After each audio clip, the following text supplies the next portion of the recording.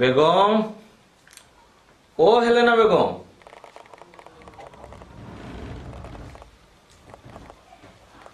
কিতা কইছে? অনুভব কি আল্লাহ দামন বেটা করো মাথা থাপড় দেও। মাই গে ভাই তাহলে এটা তুমি মুসল্লি গেছো নাকি? আস্তে মাতো শোনো বেটা শুনলে এই বেটা যে মুসল্লি বেটা বুঝছো নি, তোমারে যদি দেখে আখতা মাথা তো থাপড় নাই চাইতো কিও পারে ফুড়ির লগে গুটগুটি করছে দেখো না নেই দিন আমাইও তোমার মাথা থাপড় নাই বেটার মন আর একলা হয়ে গেছে।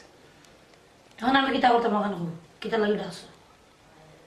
ওলা থাকিও আর ডাকছি যেখানো লাগি ডাকছি ও কথা লাগেও কারণ তোমার দি একটা প্রস্তাব করছিলাম ফুড়ির মাধ্যমে দামান্ডে দেওয়া যায়। প্রস্তাব? কিতার প্রস্তাব? না কথা না কইরাম আমি বাজারের দোকান থেকে যে ভাড়া উঠা পাই ইত্যাদি তো কোনো সময় চলা সঠিকভাবে যায় না, কারণ দুনিয়ার যে অবস্থা খরচপাতি বাড়ি গেছে আর কিছু ঋণদারত্ব হয়ে গেলাম। আমি কিতা করতাম? ও তো হইরাম তুমি যদি ফুড়িরে হইয়া বুঝাইয়া দামান্দর কাছ থেকে কিছু টেকা যদি লইতে পারো। না না আমি পারতাম না। ঋণগুণ মারিলি তো আমার যে দর করে এটা বন্ধুর সামনে গিয়ে বইতে আর কিলাই ফুড়িরে কইব কিলাও বা ফুড়িয়ে কইব আমার এটা ডর করে। বাবা তুমি কইতাই না ফুড়িয়ে কইব না বেটারে সুযোগ সুবিধা মতো তুমি খালি ফুড়ি গুতার ওখান বুঝাইতাই। আমি তো তাইরে ওই বড় করছি নানি আমরা সুখে দুঃখে আমরা একটু সাহায্য করতো নানি। বড় করছি না মানে লাগার তুমি হাতন বাপ না কিতা বুঝলাম না উল্টা পাল্টা মতন। না কইলে না তুমি বেশি বুঝো। আমি যেখান কইরাম কইরাম নিজের ফুড়ি হিসাবে বল করিয়া কইরাম নিজের তামান যদি আমার ফুয়ায় কথা হতো তো আমি ফুয়ার উপরে আশা করতাম পারি এ বেটাও তো আমার ফুয়ার সমান। আচ্ছা তোমার কথা আমি চিন্তা করে দেখলাম, দেখি আমি ফুড়িরে জেলা পারি একটু বুঝার চেষ্টা করলাম, বুঝই আমি জেলা হোক ফুড়িরে রাজি করাইব। এখন তুমি বউ আমি আই। আচ্ছা বলো বেটার সামনে পড়লে তুমি মাথা থাপড় রাখিও, এই বেটা গো মুসল্লি মানুষ বুঝছেন মানছে মানছে ফায় না আর আমি ফাইয়া আসলে হি দাম দিতাম পারলাম না।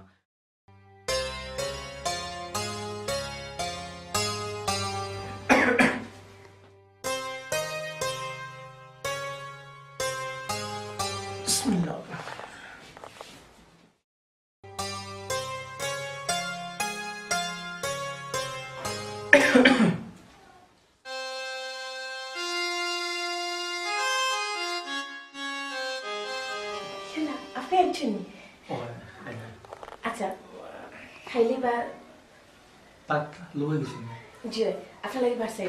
আচ্ছা একটু বোকা না একটু মাত আছে আপনার লগে আমার লোকে জি মাতো একটু দরকার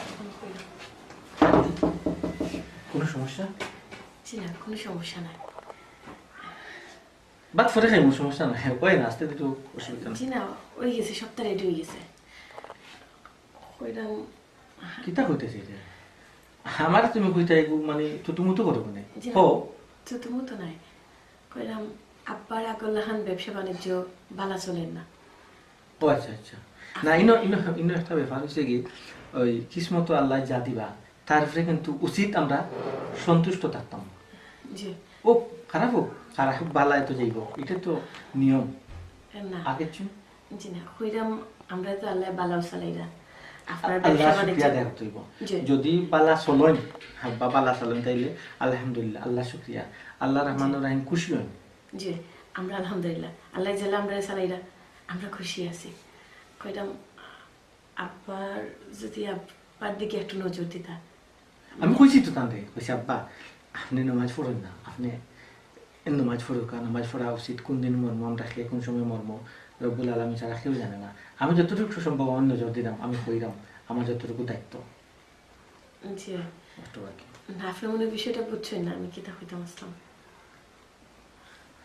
তুমি ডাইরেক্ট কই খো তুমি বুঝছি না আমি শুনছিলাম যে আম্মাই কইরা আব্বার আগলাহান রুচি নাই বাঁকা ঋণ ফিন হয়ে গেছে, ঋণের লাগি সংসার ঠিক মতো বাজার সদাই করতে পারে না। হাজলি আল্লাহ আমরা ফাটাইছেন একটা এগুলো খনি করে একটা পাঠশালা পরীক্ষার জায়গা এখানে আল্লাহ অভাব দিয়া বন্ধার মন দেখবা যে অবাবু ফরিয়া খারে ডাকেন তারা আমি আর ডাকেন না কাজলিরে ডাকেন না আমি আল্লাহরে ডাকেন আল্লাহ একটা দম দিয়া মন দেখুন কিন্তু তাদের শুক্রিয়া দেয় ওটা এরপরে তো উপাস টাকা না জিনা এলা কিছু নাই শুক্রিয়া আদায় করা কইলাম কিছু ঋণ হয়ে গেছে আপনার যদি সম্মতি থাকে তাহলে আব্বারে কিছু টেকা দিলা আব্বা এবার সুদ করে লিবা আপনার তো জানেন আব্বাই কাজলি বাবা তুমি এই কথাটা আমারে সুজি হইতে কারণ আমি তার দামান আর ফুয়া সমান আর তুমি আমারে হইরা এই জিনিসটা এত ইয়ে করি হওয়ার দরকারটা কিটা